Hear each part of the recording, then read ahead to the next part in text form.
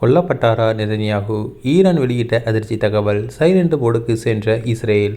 Iran மற்றும் அமெரிக்க இடையே கடந்த ஒரு மாதமாக போர் பதற்றம் நிலவிய நிலையில் யாரும் எதிர்பார்க்காத வகையில் 2 நாட்களுக்கு முன்னர் இஸ்ரேல் அமெரிக்க ஆதரவுடன் ஈரான் மீது தாக்குதல் நடத்தியது. ஆபரேஷன் எபிக் ஃபியூரி என்ற பெயரில் அமெரிக்காவும், ஆபரேஷன் ரோரிங் லைன் என்ற பெயரில் இஸ்ரேலும் நடத்தும் இந்த தாக்குதலில் ஈரானின் பல்வேறு பகுதிகளிலும் கடும் சேதம் ஏற்பட்டுள்ளது. ஈரானின் அணுசக்தி திட்டங்களை முழுமையாக முடக்குவது, ஈரானின் ஏவுகணை மற்றும் பாதுகாப்பு உள்கட்டமைப்பை தகர்ப்பது, ஈரானில் ஆட்சி மாற்றத்தை ஏற்படுத்துவது ஆகியவை இந்த தாக்குதலின் நோக்கமாக அறிவிக்கப்பட்டுள்ளது.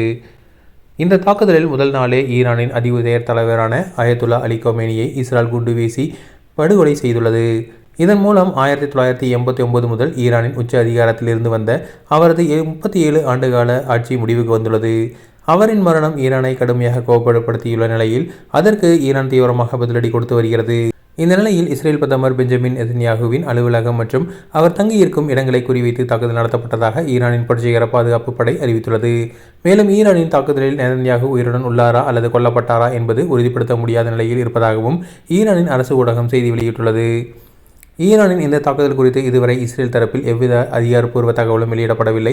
பொதுவாக இத்தகைய தாக்குதலின் போது பிரதமர் பாதுகாப்பு குழிக்குள் மாற்றப்படுவது வழக்கம் என்பதால் நெதன்யாகு குறித்த தகவல் வெளியாவதில் தாமதம் ஏற்படலாம் என்று கூறப்படுகிறது. கடந்த 2 நாட்களில் இஸ்ரேலை நோக்கி ஈரான் பெரிய அளவிலான தாக்குதலை நடத்தாத நிலையில் திடீரென நடத்தப்பட்ட இந்த பெரும் தாக்குதலில் இஸ்ரேல் பெரும் அச்சத்தை ஏற்படுத்தியுள்ளது. போர் தொடங்கியதிலிருந்து ஈரானின் தாக்குதல் 10க்கும் மேற்பட்ட இஸ்ரேல் பொதுமக்கள் கொல்லப்பட்டதாக இஸ்ரேல் அறிவித்துள்ளது குறிப்பிடத்தக்கது.